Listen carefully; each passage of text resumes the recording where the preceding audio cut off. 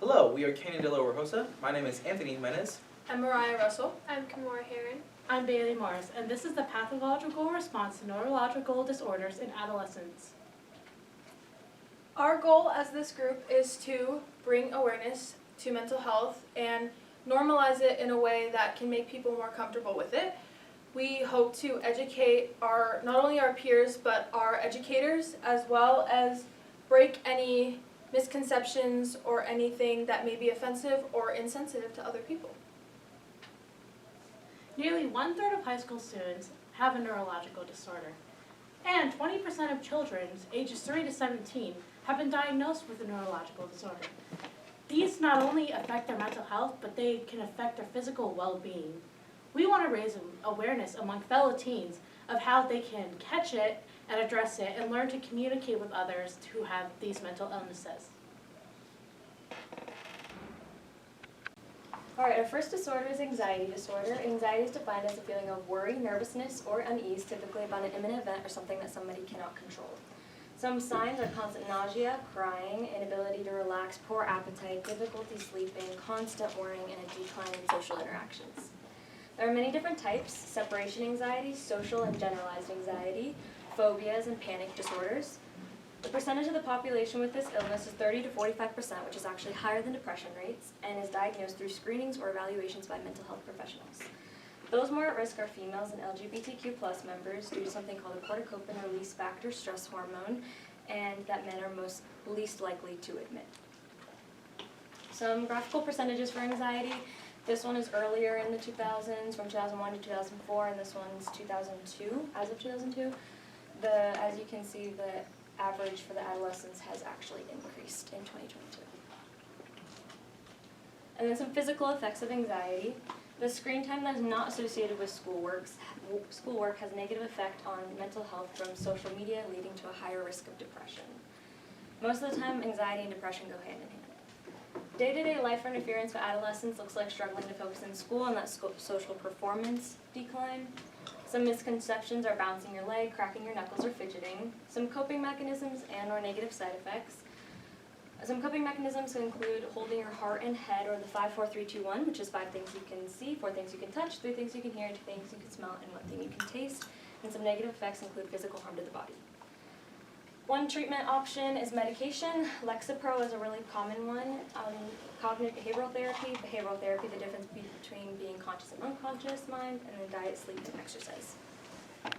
Okay, so our next disorder is eating disorders. Eating disorders are disorders involving food, your body, and your perception of yourself and your relationships to food. They're common in the young population, mainly females, and they are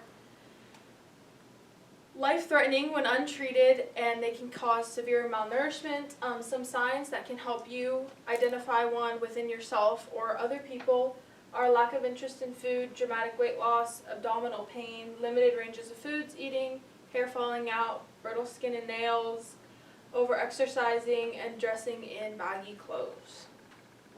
Some statistics related to these eating disorders. This is a chart showing the rates of eating disorders and co-occurring mental illnesses, which we mention all of these today as well. And then the age of the onset of an eating disorder, and the biggest percentage of the pie is covered by the adolescent ages.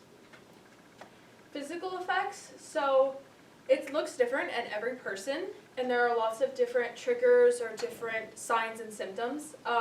It's also important to be aware of the struggle people also have with substance abuse along with this, because they carry a lot of similar trigger factors as well.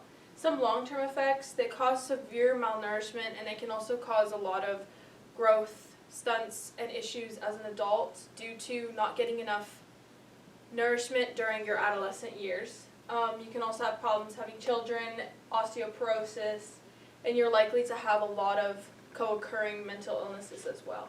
Some misconceptions are that they are a choice and they can be easily fixed, and they're also just people who appear healthy can't have one.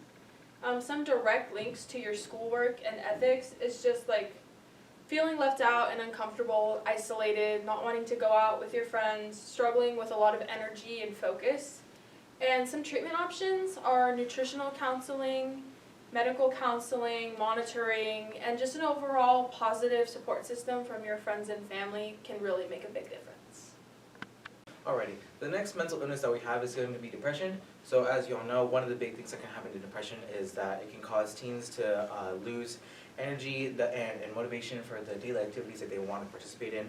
So now we're going to get into the common misconceptions that we have. So one being is that medicine is the only treatment. So this is not true because typically antidepressants take 2 to 3 weeks after taking them do they kick in. And the next one being that family history guarantees depression. And this is actually not true because if you are living with someone currently that has depression, you are 2 to 3 more times more likely to get depression, but it's not guarantee your self-depression. Alright, and the next one is going to be trauma, which is the only cause for depression. This is not true. Just because of the fact you might be able to more significantly get depressive episodes, but you are not. That is not the only cause for it. So some of these treatments can include CBT, psychoeducation, which is understanding how your brain works and how the signals can be sent and how you think. And then next one being is acceptance commitment therapy. So just learning how you can deny your emotions and learning how you can commit to different types of activities. Okay, so the next one we're going to get into is some of the key factors. So just some being overscheduling, lack of coping skills. So if this does go untreated, then this can get worse. Next one being nature deficit disorder or order, which is a phrase saying that more students are spending more time indoors than they are actually outdoors. And then the last one being that our brains are still growing, and this can influence the way we still think and can change personality. And then we have the physical effects, so these are kind of double-edged swords, so 1 or 2 can happen at the same time. So some being loss of sleep or nap during the day, and then not eating at all or eating too much. And then we have feeling irritable or not feeling irritable at all. And then the last one being unexplained, like pains or aching, just for no apparent reason.